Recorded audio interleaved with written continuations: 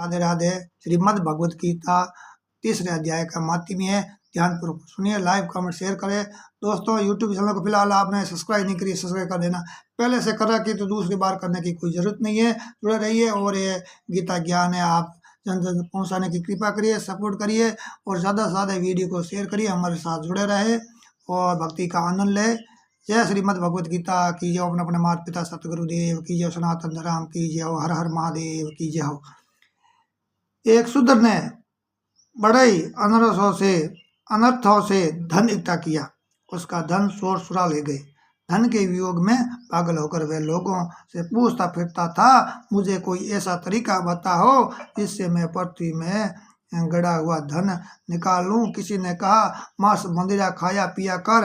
वे मांस मंदिरा खा पी कर दुष्कर्म करने लगे हैं। एक दिन चोरी करने गया तो चोरों ने उसे मार दिया। वे पृथ्वी योनि पाकर एक बड़े वृक्ष पर दुखित और बड़े क्लेश का जीवन बिताने लगा। कुछ काल उपरांत उसकी पत्नी के एक लड़का हुआ।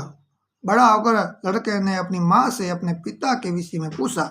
माँ ने कहा, तुम्हारे पिता को चोरों ने मार डाला है। पुत्र ने पूछा, तुमने उसकी गति कराई है क्या? माँ ने कहा, नहीं बेटा, मैंने नहीं कराई। पुत्र ने कहा, तो मैं उनकी गति कराने गया जी को जाऊंगा।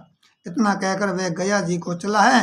रास्ते में एक बड़ा ही वृक्ष के नीचे बैठकर वह गीता जी के 3रे अध्याय का पाठ करने लगा। तो उसी वृक्ष पर उसका पिता प्रेत बनकर विचरण करता था। 3रे अध्याय का पाठ सुनकर वह प्रेत योनि से मुक्त हो देवदेही पाकर अपने पुत्र के सामने आकर बोला, मैं तेरा पिता हूँ। तुमने गीता जी के 3रे अध्याय का पाठ करके मेरी गति कराई है। तेरे 7 पीढ़ी के पितर नरकों का दुख भोग रहे हैं। अब 3रे अध्याय का पाठ करके उसका फल है उनके निमित्त दे, जिससे वे भी नरक से मुक्त होकर स्वर्ग को जाए। ये कहकर वे विमान पर बैठकर बैंकुट को गया है। पुत्र ने 3रे अध्याय का पाठ करके उनका फल है जो पितरों को दिया है। तब वे नरक से छूटकर स्वर्ग को प्राप्त हुए हैं। धर्मराज के पास दूतों ने आकर कहा कि नरक खाली हो गया है, वहाँ के जीव स्वर्ग को चले गए हैं। धर्मराज चिंतित होकर उसी समय श्री नारायण जी के पास गया है। श्री हरि नारायण जी के पास गए हैं और बोले, भगवान, जो जीव जन्म जन्मांतर के पापी है थे और उन्हें आपके दूत बैंकुट को ले गए हैं।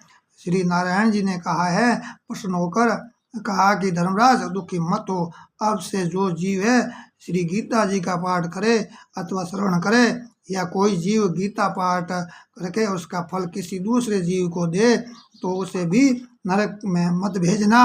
इतनी ही बात सुनकर धर्मराज ने अपनी पूरी में आकर श्री नारायण जी की दी हुई आज्ञा अपने दूतों को बता दिए। अब से जो गीता जी का पाठ करे या सुने, या कोई अन्य जीव गीता का पाठ करके उसका फल दूसरे जीव को दे तो उसे नरक में न भेजना।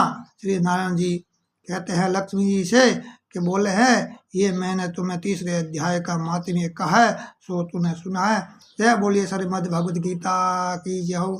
3रे अध्याय माहात्म्य की जय हो। अपना अपने माता पिता सतगुरुदेव की जय हो। धरती मात की जय हो। सनातन धर्म की जय, पाप की क्षय हो। तो दोस्तों, आपको सुनकर कैसा लगा जरूर बताइएगा कमेंट बॉक्स में।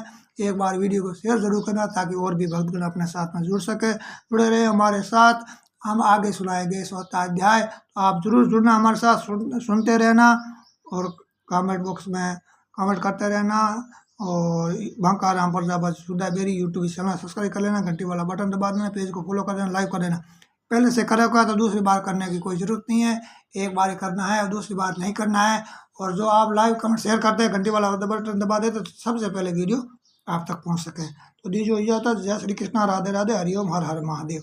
जय भोलेनाथ की जय हो।